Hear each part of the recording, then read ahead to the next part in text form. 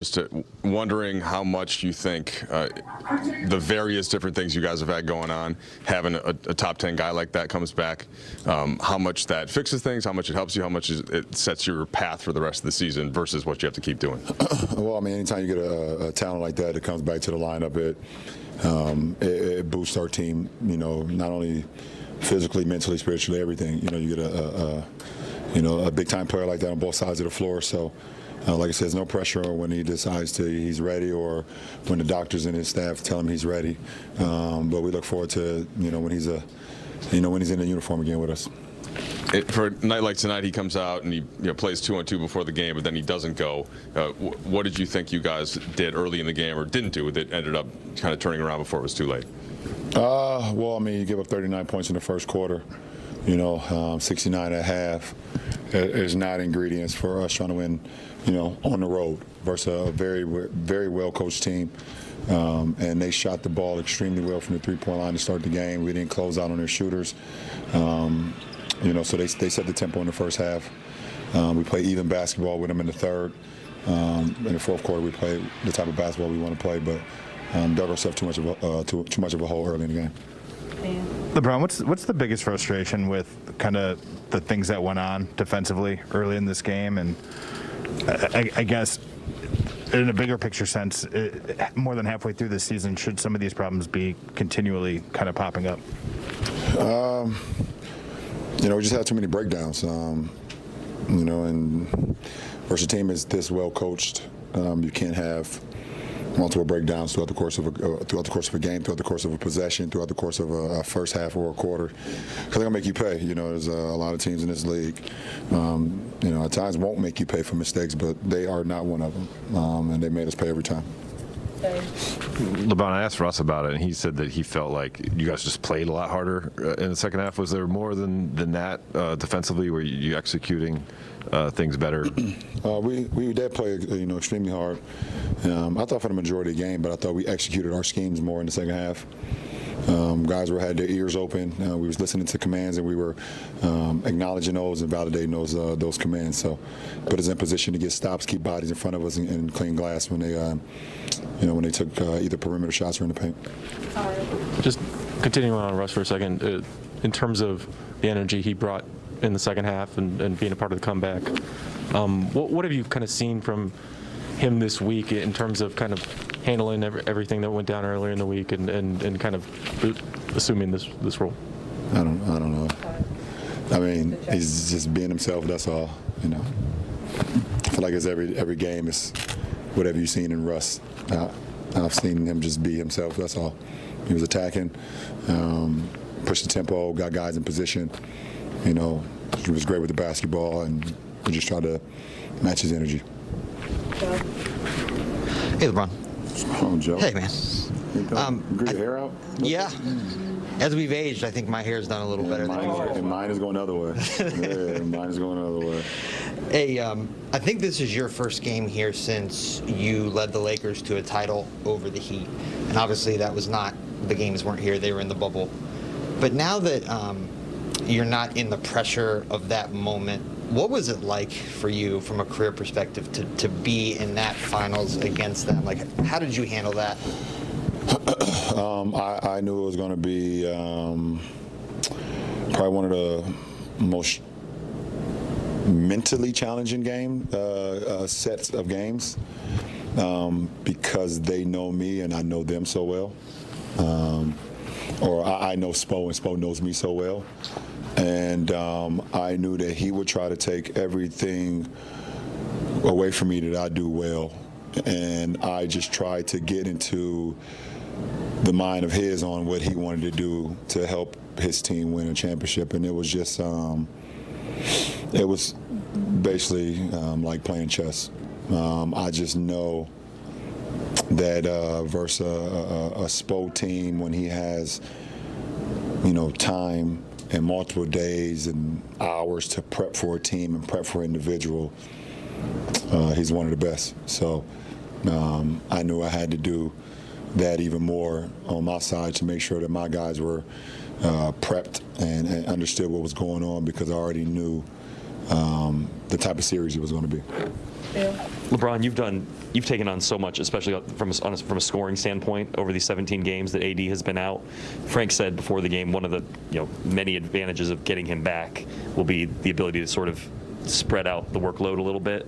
How do you view that, and how do you view kind of these 17 games that you guys have had to figure it out and survive without him? Well, it all depends what the workload means. Did he explain what the workload meant? I can't remember exactly how he phrased it. So Yeah, so I mean, it could mean a lot of stuff, so I don't want to jump on what he said because I don't know what he was referring to. The spirit of the question I asked him was, if not that you can't handle it, but if it's ideal for you to be needing to score 30 points a night or 35, to be in some of these games. Well, that's just how the game's been going. I don't need to score 30 a night, but I'm in one of the best zones offensively I've been in my career, and I don't plan on stopping it. That's just how I feel. I feel fantastic. Shooting the ball extremely well from the field. I didn't shoot the 3-ball well tonight, but all 8 of them felt great. Shooting efficient from the free throw line. I'm shooting efficient from the field. Very efficient at the rim. So I don't go into the game saying, oh, you got to score 30 or you guys don't have a chance to win. I just play the game, and the scoring has just been happening organically. So workload, I don't know. I was 18 years old saving a franchise, so I don't understand. The gentleman in the blue top. Hey, LeBron. Just to piggyback on kind of what Joe was talking about was, in addition to the respect for Spo, it seems like you have a lot of respect for some of the guys on the other side. You were embracing Bam, Jimmy, PJ, obviously UD. But just in particular Jimmy, the matchup that you had against him in the finals, and just kind of as competitors go that you faced in the league, where does he fit? Anytime you play in this game throughout your career, there's certain guys that stick out that when you step on the floor, it's going to be maximum effort every possession, and that's from both sides. And you're going to win some, you're going to lose some, but the respect after the game is always going to be, it was fun and exciting, and to be in that matchup. And that's been like that throughout Jimmy's whole career, every time I've matched up with him. And I say throughout his whole career because I've been in the league longer, obviously.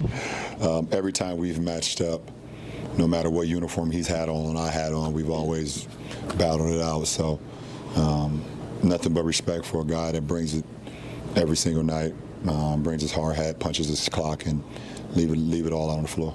Last two. I'll take Jordan Richard on Zoom, and then the gentleman in the back on Zoom. Zoom first. Hey, Bron. Okay. Wanted to ask you, just going back to when you guys were down by 86 to 102. I mean, in the last 5 minutes, you guys were down 86 to 102. You make a lot of plays. That's not on the stat sheet. One, you being a role man and attracting a lot of defenders to you. And also, you made a lot of plays which you cut into the basket, attracting a lot of defenders to you. Just wanted to ask you about making those type of plays and what that does for your guys' team, not even just stat plays. Well, I mean, it's a heavy workload to do that throughout the course. No, I'm just.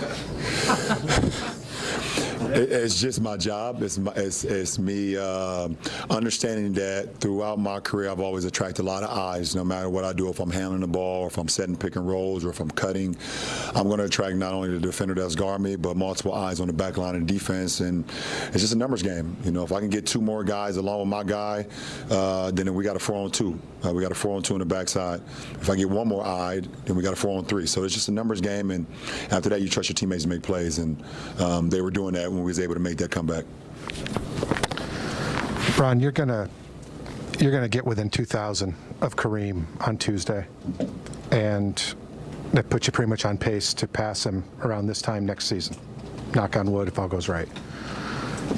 What does that matter? What does that mean? How much do you think about? I mean, I think your legacy was secure probably about 10 years ago, so it's not like it's going to mean that you're probably a shoe-in for the Hall or something like that at that point. But as you get closer to the end and closer to the things where nobody's gone, What does that stuff mean?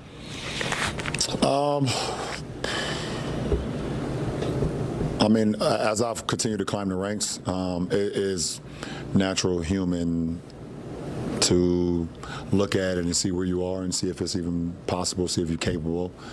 Obviously, health plays the most important part, and then just continue to give your everything to the game. I've never, cheated the game. I've never, wanted to feel like I was content.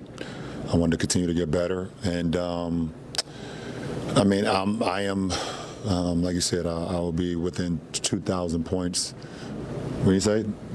I did Soon? the math right. Don't hold me to Soon? it. Right? Well, I think you need just a handful on Tuesday. yeah. to get Well, within 1,000. listen, we'll see what happens. I've never chased a record in my life.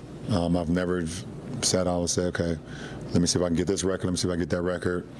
A lot of times when it happened, I'm just as surprised as like my family members who hit me. They actually see it before me because they see it on the TV or either through a game or social media. They hit me and I'm like, oh wow, I didn't even know. Like the other night, I had no idea that I hit the 30, 10, and 9 until I saw it after the game. And my mom was the one who sent it to me and congratulated me, which was pretty cool. So. Along the way and along the journey, if you're able to hit milestones and things of that nature, and you're able to sort of, put your name in the record books, and you're doing it with the love and the passion of the game, and you're having fun, and you definitely take it. One thing I have not ever had an opportunity to do is kind of sit there and live in the moment when things have happened. I'm weird about those kind of things, but. We'll see what happens. It's one of those things that you never think could possibly happen. Up there with Big O's triple-double record, and I'm with the guy who broke the record now. As one of my teammates. So, I think it's just it's a great thing to be in such an unbelievable league, and the history of the league, and so many guys that just paved the way for.